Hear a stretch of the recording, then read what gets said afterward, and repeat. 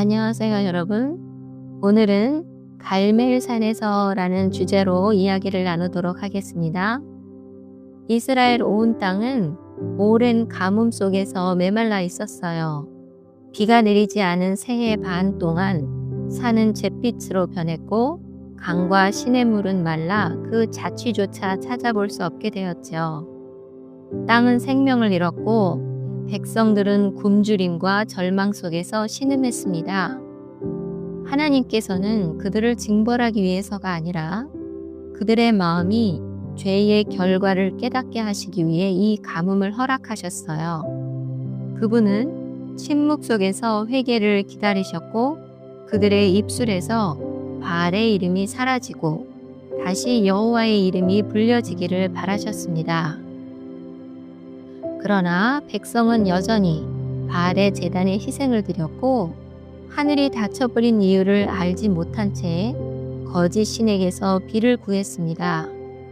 그들의 믿음은 타협 속에서 희미해졌고 하나님을 향한 마음은 두려움과 불신으로 뒤섞여 있었습니다. 그때 하나님께서 엘리야에게 말씀하셨습니다.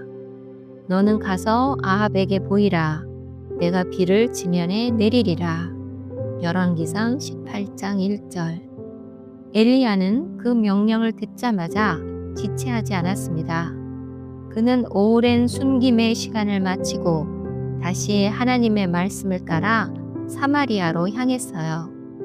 그의 발걸음은 조용했지만 확고했고 그의 마음은 사람의 두려움보다 하나님의 명령으로 가득 차 있었습니다.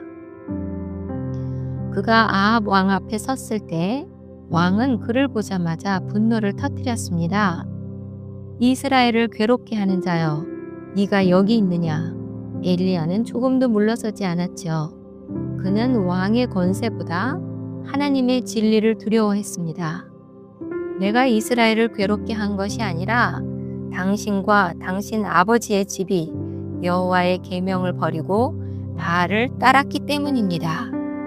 열왕기상 18장 18절. 그 말은 왕을 꾸짖는 외침이 아니라 하나님의 말씀을 대언하는 선지자의 목소리였습니다.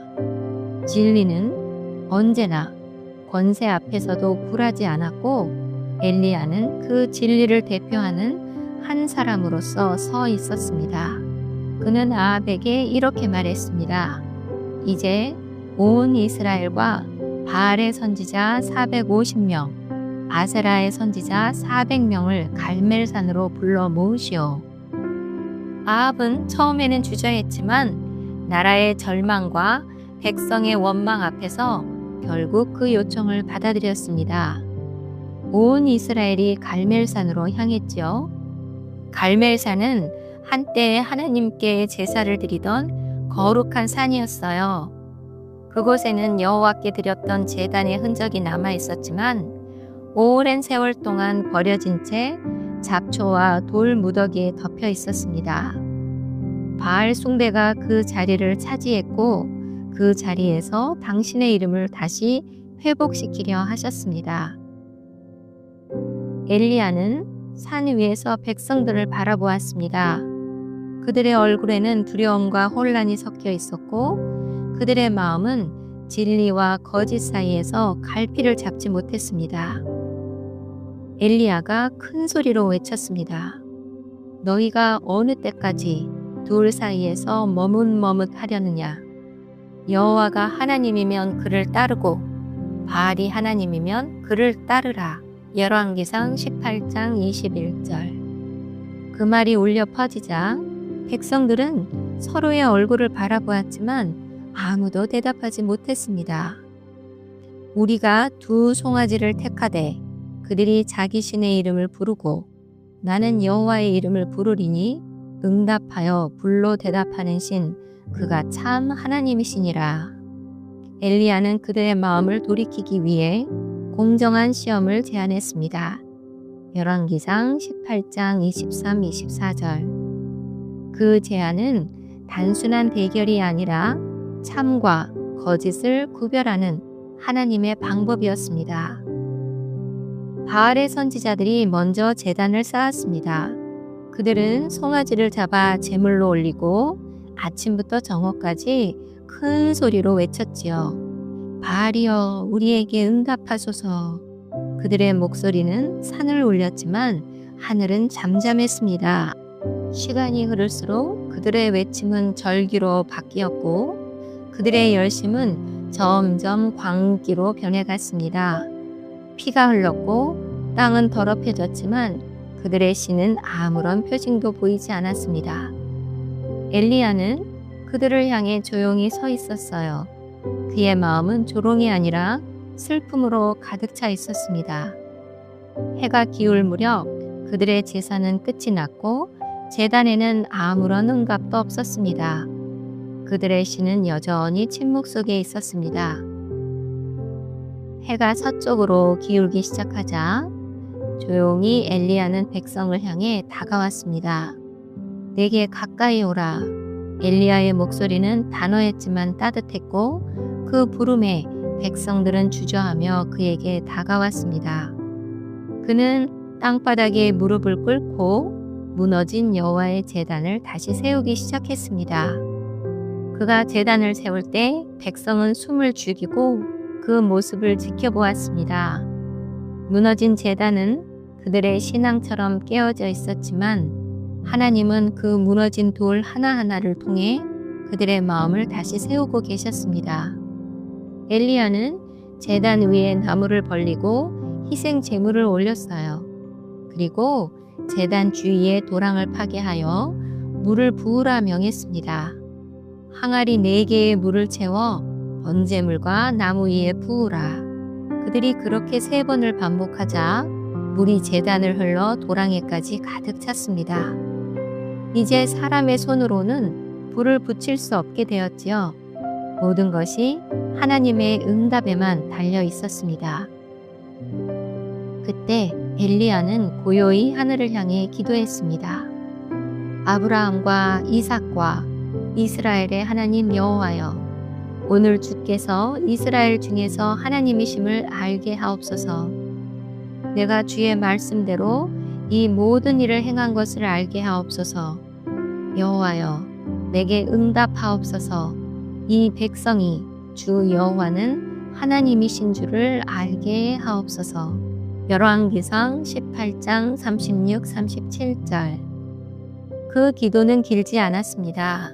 그러나 그는 오직 하나님의 이름이 높아지고 백성의 마음이 하나님께로 돌아오기를 간구했습니다. 그의 기도가 끝나자 갑자기 하늘에서 불이 내려왔습니다. 그 불은 제단 위의 제물과 나무, 돌, 흙, 심지어 도랑에 고여있던 물까지 삼켜버렸습니다. 그 순간 산 전체가 빛으로 뒤덮였고 모든 백성의 눈은 하나님의 권능 앞에 굴복했습니다. 그들은 땅에 엎드려 외쳤지요. 여호와 그분이 하나님이시로다. 여호와 그분이 하나님이시로다. 열왕기상 18장 39절. 그들의 입에서 흘러나온 이 고백은 오랜 세월 침묵했던 믿음의 회복이었고 그들의 영혼이 다시 살아나는 순간이었습니다. 엘리야는 그 불길을 바라보며 고개를 숙였습니다. 그의 마음에는 교만이 아닌 경외가 있었습니다. 하나님께서 그를 통해 일하셨고 그는 단지 하나님의 손에 붙들린 그릇이었을 뿐이었습니다. 그날의 불은 단지 제단을 태운 불이 아니라 죄와 거짓, 우상 숭배를 태워 없애는 정결의 불이었습니다. 하나님은 심판보다 회복을 원하셨고 그분의 불은 멸망이 아니라 회개로 인도하는 은혜의 표징이었습니다. 불이 내린 갈멜산은 이제 믿음의 상징이 되었습니다. 그 불은 단 한 번의 사건이 아니라 모든 세대에 주시는 하나님의 메시지였습니다. 나는 여호와라. 나 외에는 다른 신이 없느니라. 그날 이후 백성은 새로운 결단을 내렸습니다. 그들은 다시 하나님의 제단을 세우고 여호와의 이름을 부르기 시작했지요. 그들의 마음은 두려움이 아니라 감사로 채워졌습니다. 그날의 갈멜산은 하나님께서 여전히 자신의 백성을 포기하지 않으셨다는 증거였습니다. 하나님은 배도한 세상 가운데서도 여전히 사랑으로 부르셨고 그 부름에 응답한 자들을 통해 다시 역사하셨습니다. 다 같이 기도하시겠습니다. 하나님, 갈멜산에서 불러 응답하셨던 주님, 오늘 우리의 마음에도 그 불을 내려주소서. 우리의 의심과 보상을 태우시고 정결한 믿음을 다시 세워주소서. 불로 우리를 깨우시고 비로 우리를 살리시는 하나님, 우리의 영혼이 주님의 뜻 안에서 새로워지게 하옵소서. 여호와, 그분이 하나님이시로다. 이 고백이 우리의 삶과 입술에서 끊이지 않게 하옵소서.